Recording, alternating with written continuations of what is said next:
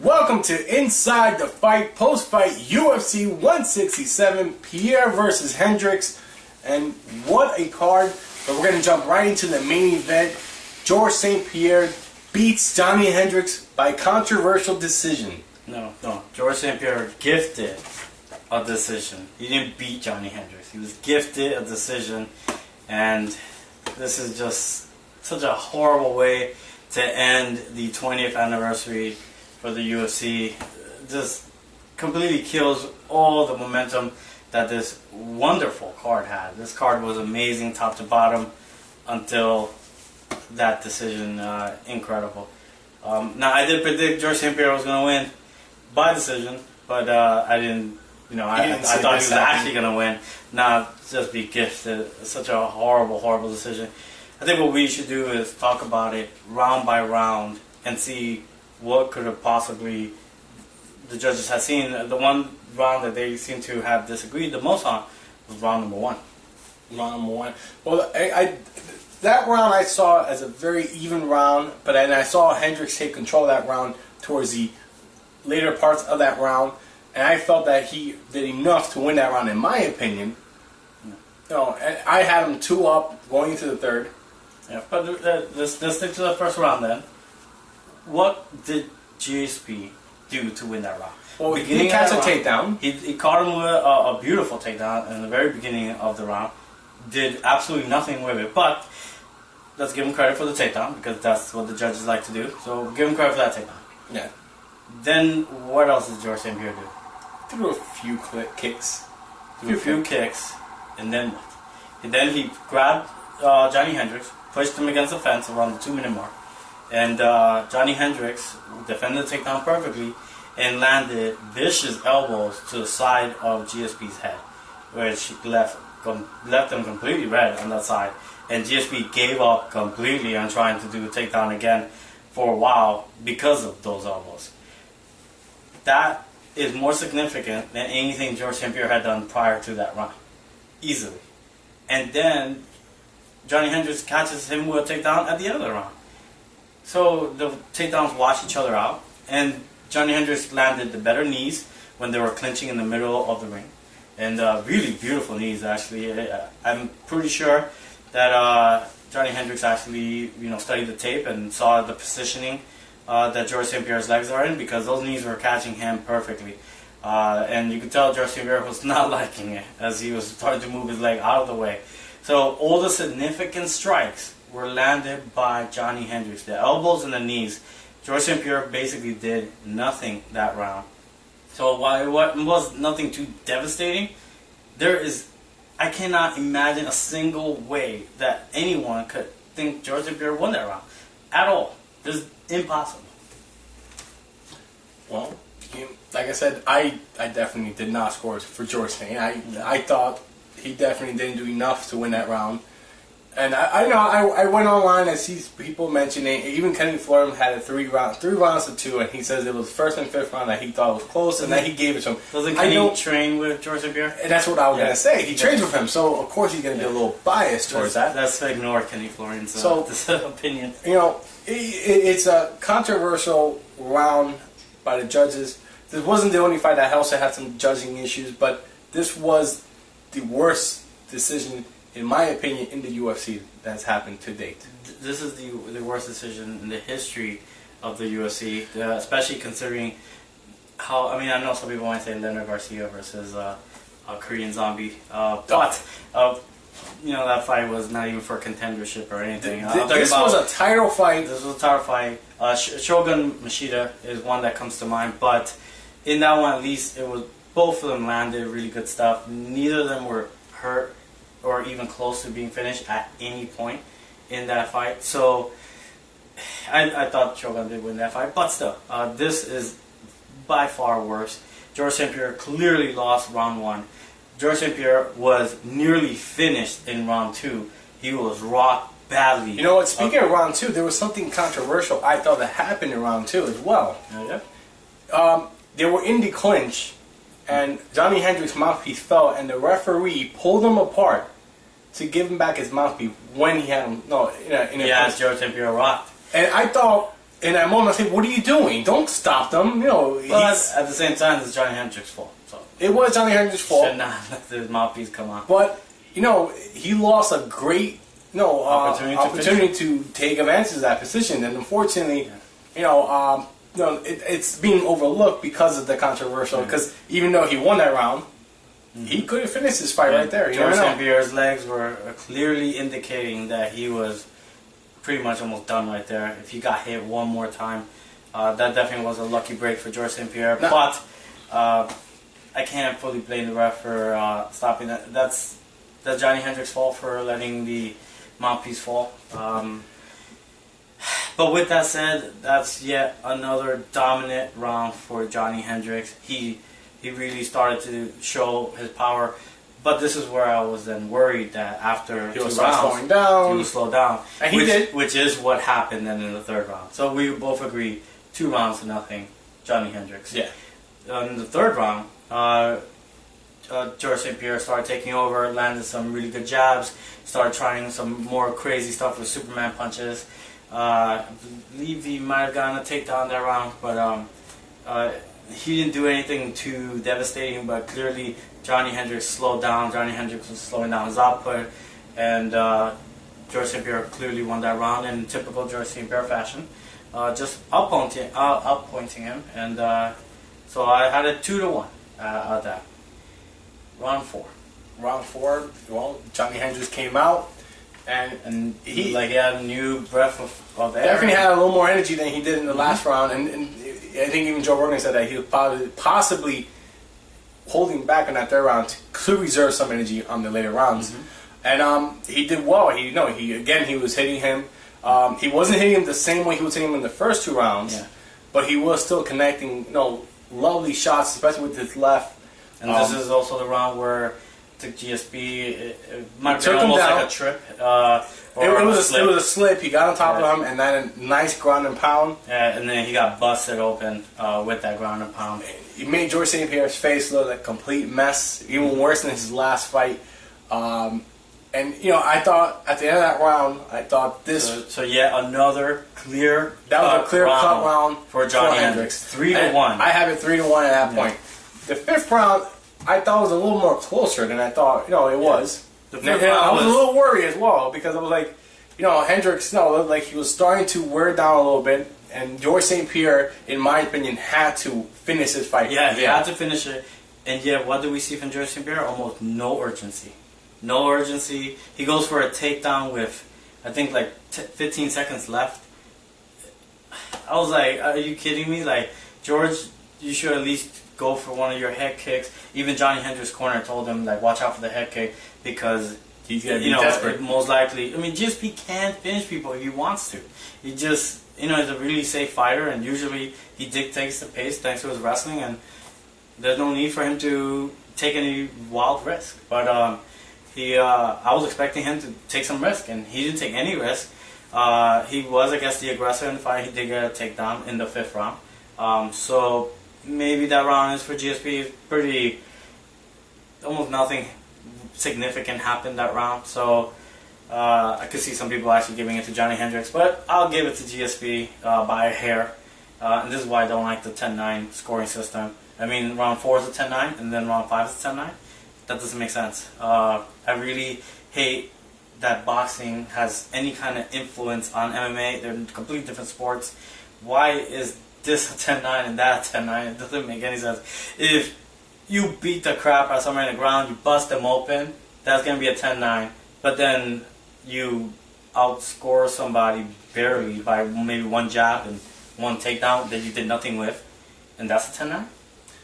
Well, the scoring system in MMA has been now just awful. Has been one of those things where everyone keeps saying, "What can we do to change it?" And I think me and you discussed this as well.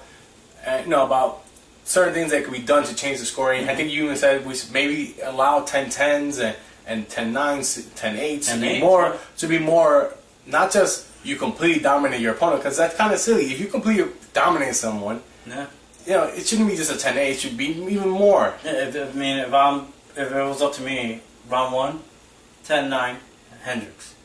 Round 2, 10-8 Hendricks.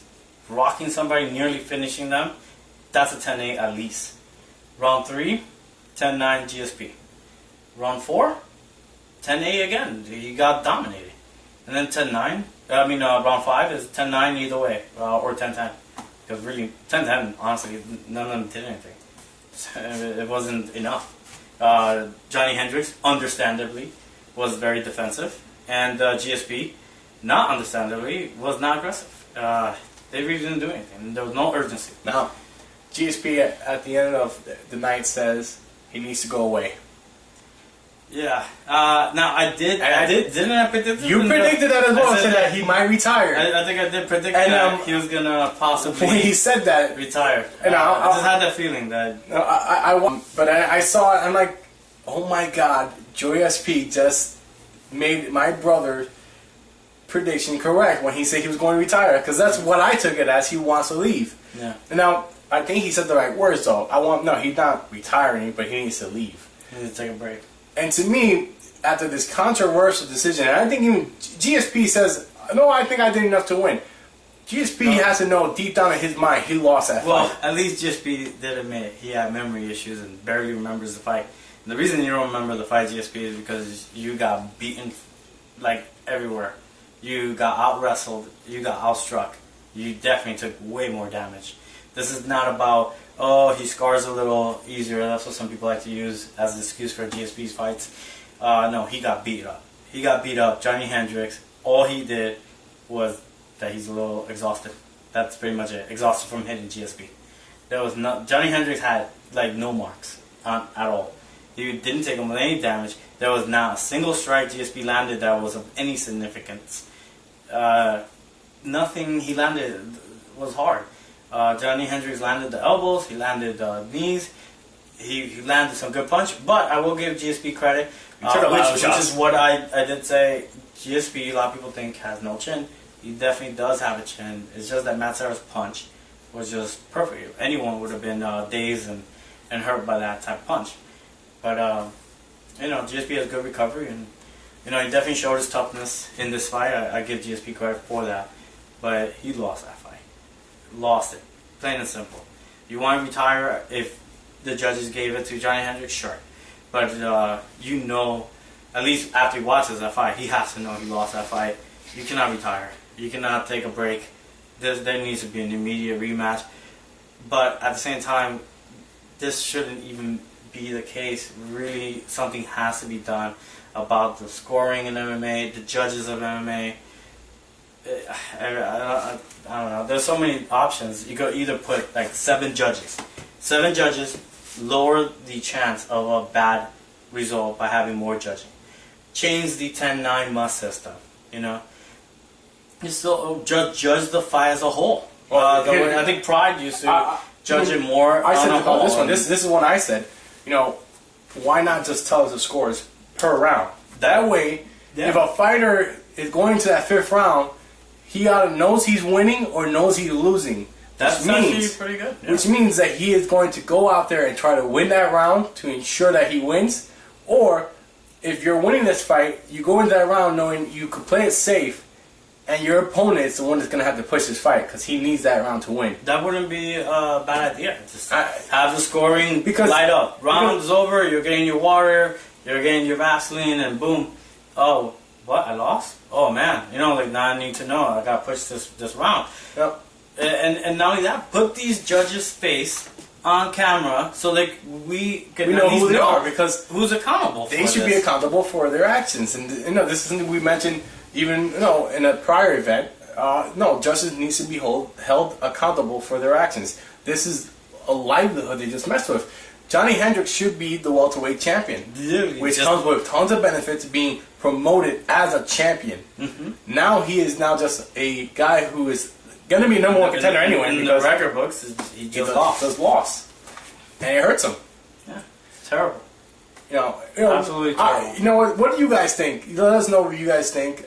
Leave a comment. If you think GSP won, tell us why you think GSP won. And don't just tell us, well, he won. No, we want to know what in first round 1 or 5 did you think. Well, forget about 5, because I think almost everybody agrees that that's the toss-up round. That's a toss-up round. The round that really matters is round 1. What did GSP do in that round to win? Tell us. Tell us which significant strike that he actually landed. You know, like, I mean, I've seen the fight twice, and I didn't see anything that he did to win that round. Was he winning the first 2 minutes on points? Yeah. Did he lose the next 3 minutes? Yeah. So he lost 3 minutes too, and those were way more significant than anything the GSP did. But look, we'll see what happens. GSP did say that it looks like they're reconsidering, and there might be an immediate rematch. Dana White went on Twitter and said that, you know, he believes that he is going to get an immediate rematch for Johny Hendricks soon. So we'll see what happens. The welterweight division, luckily there is no actual #1 contender right now other than Johny Hendricks anyway. And but it is an exciting time in the welterweight division. It is. Multiple fights that happen, and we're definitely going to speak on that. Well, let's get right into the other fights, because this was a great card. Every fight delivered, in my opinion. Before we get into the other two fights that we predicted, we're going to get into Tyron Woodley versus Josh Koscheck. And wow, what a knockout! Damn, he is. I can't believe that guy's a welterweight. I mean, his size, the power and explosiveness that he has is incredible. Absolutely incredible.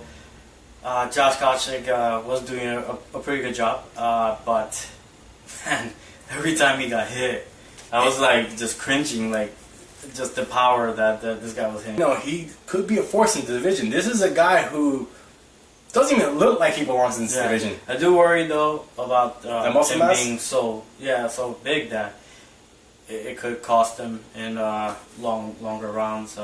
But surviving one round with him probably is going to be really difficult. Could be extremely powerful. The strikes that he landed on Koscheck, and Koscheck recovered beautifully in the first knockdown that he got. I thought Koscheck looked like he recovered like he was almost 100%, but then he got caught yet again, and wow. I don't know what else to say, but that is exactly when you say wow. That is a scary guy. I definitely fear for anyone who gets in the ring with him. The power that he has, and very good wrestling.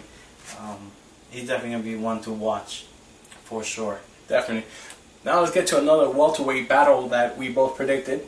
Well, you predicted wrong, I predicted right on this one. Rory MacDonald versus... I was wrong. You were wrong. Rory MacDonald loses against ruthless Robbie Lawler. And, you know, I should go back and... Because I said some things that I didn't like Rory MacDonald. Rory MacDonald is a talented fighter. He's almost like junior GSP because he plays the game really intelligent. I mean, you're kind of justified. After the fight happened and the decision was a split decision. It was. Rory MacDonald went stomping out of there like a child in frustration. I don't know how many people caught that, but the camera wasn't fully focused on him. But he literally just ran out there like almost like a spoiled brat. But with that said, he is an extremely talented fighter. I think that Robbie Lawler definitely forced him to fight, unlike a lot of his opponents, Jake Ellenberger. This sounds like it was a split decision, and it should not have been. What split? What round? The only round I gave him was the second round. Yeah, he won round 2. He won round 2. I give him that. He definitely lost one, but he lost those two, the first and the third. There's no way you clear cut rounds again. Clear cut. How did you win round 1? I don't understand this. What fight were they watching? But it wasn't just the judges though. I was a little bothered though. I'm not gonna lie, this bothered me a little bit. The commentating, they were pretty much like force feeding me Rory MacDonald, telling me how great he is, how he is the future of MMA. He is not a guy who went from wrestling to MMA. No, but he is training MMA completely from scratch.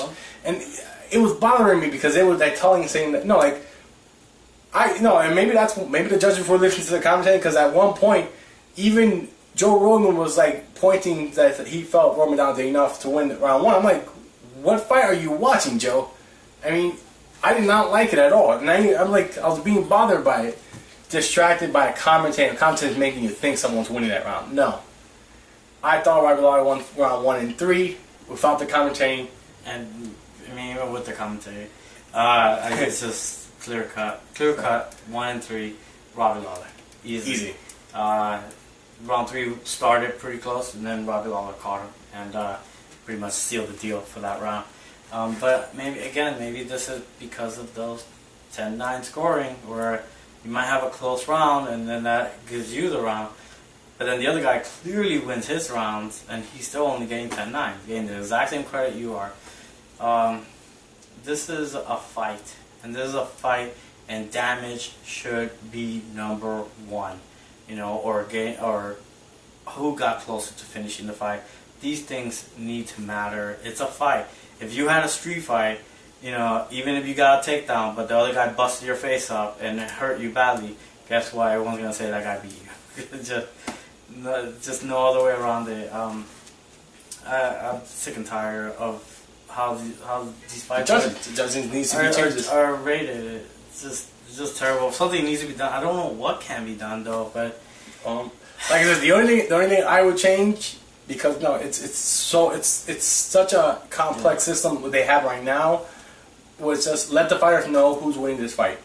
At this point, what would it hurt to do that? That I guess would help. Also, you can also already on MacDonald. It's not like if you see a judge give a round to a certain fighter, you say, "Wait, what fight is this guy watching already?" Mm-hmm. Also, why can't they be reviewed? And why can't we have a commission where you would look at the tape and you would judge the judges? So the committee will review tapes of each fight, say, okay, this is how we as a group judge this round and this round and this round. Now let's see what judges gave each one of those rounds. Why is this judge has like he barely ever agrees with what everyone else does? What is he seeing? Should he or she be there? And then judge them and give them a rating and get rid of them if they're terrible. Just get rid of them. God, there's plenty of people who want these jobs. I'll take this job. Where do I apply? Please. Where do I apply? Let me get this job. I mean, I would love to do that. You don't even have to pay me that much. I'll take it. Yeah. Well, the last fight we're going to get into was the co-main event, and I predicted this wrong, and I think even you did it wrong too as well, and I did not see this fight going the way it did. It was Sugar Rashad Evans defeating Chael Sonnen. Yeah. I'm not sure. I did tell you that Rashad is not done. You did say that, but Rashad looked excellent in this fight. To be in the safe side, this is the best shape I have seen Rashad in such a long time. Probably the best since his Phil Davis fight. Yes, he looked phenomenal. He looked like he was in shape. He was fast. It's wrestling. And did you notice how much bigger he actually looked? He looked like a completely different fighter from the last fight I saw him in. Not sure, he looked completely different, but definitely. When I saw him, I said, "That's Rashad." Chael Sonnen, it looked like the wrestling was kind of even in the beginning. They definitely kept reversing each other in the position against the fence. But once Rashad got top position on Chael, I think he did say in the post press conference that he's going to go back down to 185 because he feels that there's this position where somebody a lot bigger and stronger than him gets on top of him and he just cannot get up. And I'm glad that he at least recognizes that. Usually when it comes to wrestler versus wrestler, the bigger wrestler, the stronger wrestler is going to win. I did think that Chael could survive the first round with Rashad, and then he was going to turn into a dogfight, which is exactly what this was turning out to be, a dogfight, and that with cardio, Chael would take over. But Chael did not survive the first round, and we all saw what happened. Great ground and pound by Rashad. Definitely landed perfectly on the mark. You could tell that Sonnen was definitely hurt. And then, Sonnen's a tough guy. He is a very, very tough guy. They hurt him. What do you think about how Rashad looked at wrestling? I definitely thought, Rashad came out here. He looked phenomenal. Like I said, I thought it was the best Rashad I've seen in a long time. And the fact that he says he wants his title back is something that tells me that he is motivated to work. Well, he better be, because this might be his last chance for a title. So if Rashad's serious, definitely would like to see him. We have a champion that is scared in that division, and we need him gone. Rashad. this is your opportunity. John Jones still is practically impossible to beat. We'll see what happens with this light heavyweight division, but I think Rashad will still get one more fight, of course. And if he wins in impressive fashion, then he'll be next in line. Well, I think he's about two fights away from a title. I think because he was coming off a loss, and so I still think he's his last fight was against Dan Henderson. Oh yeah, so yeah, he has a few wins now. He has 2 wins now in a row. I still think he needs a little 2 more fights because there's too much competition in that division anyway. Well, next is definitely John Jones I think got delayed. He got delayed. And the Glover. Glover Teixeira. And then after that, depending what happens with Alexander, which he should win.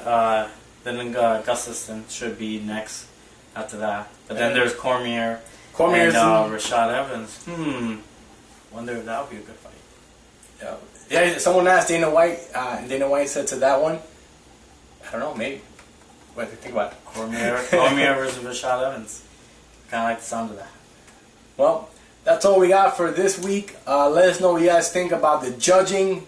Who won that fight, GSP or Johny Hendricks? Subscribe. Remember to like this video and follow us. And we'll see you guys for the next MMA event.